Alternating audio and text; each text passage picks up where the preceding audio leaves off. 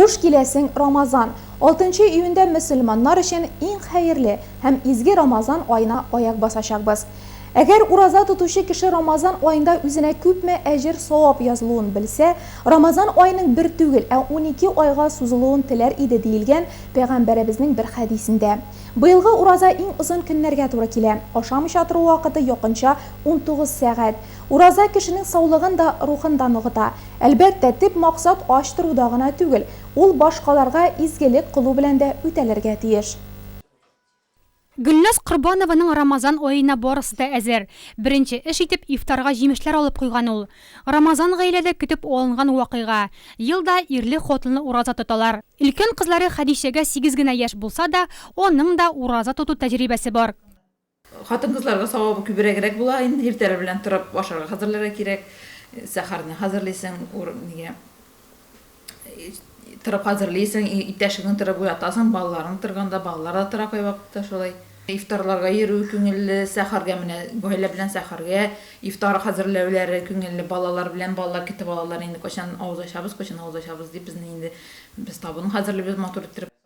Быел Рамазан айы 6 июньдә башлана. 5 көне мәчетләрдә беренче тәравих намазлары укыла. Быелгы Рамазан иң узын көннәргә туры килә. Ашамый тору вакыты якынча 19 сәгать. Исламда 5 багана булса, üçüncüsü ураза булып тора. Елына bir тапкыр килә, 1 ай ураза тотабыз бит инде. Фарыз булып тора безнең өчен. Аны һич тә калдырып булмый. Фарыз булган өчен. Шулай намаз кебек. Икенчедән килгәндә бит инде Аллаһ Тәгаләнең бар гыйбадәтләре барсы да ул хикмәтле, барсы да хикмәт белән биргән Аллаһ Тәгалә, барсы да шул гыйбадәтләрне Аллаһны үтәү матди һәм мәгънәви дә файдасы бар аның. Мәгънәви ягыннан карасак, адәм баласы шул әзгенә ач торгач, бит инде әзгенә уйлана башлый. Тәкәбберлеге басыла. Бит, аннары фәкыйрь мискин турында да уйлый башлый. Рамазан ризыкның кадерен белә, мискин ятимнәрнең хәлен кайгырта, вафатларны искә ала торган ай. Аллаһы Тәгалә бу изге айда барлык мөселманнарга ураза тотарга боерган.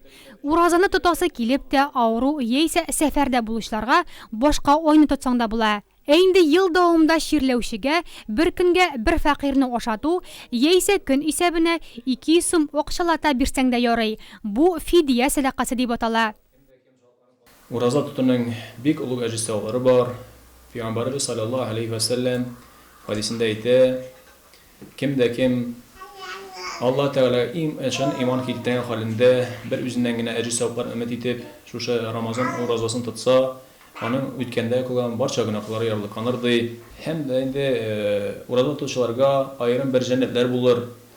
Ул җәннәтләрнең исеме Ар-Райян булыр ди. Пәйгамбәр саллаллаһу алейһи ва саллям әйтә, ул җәннәткә фақат ураза тотучыларга керер ди.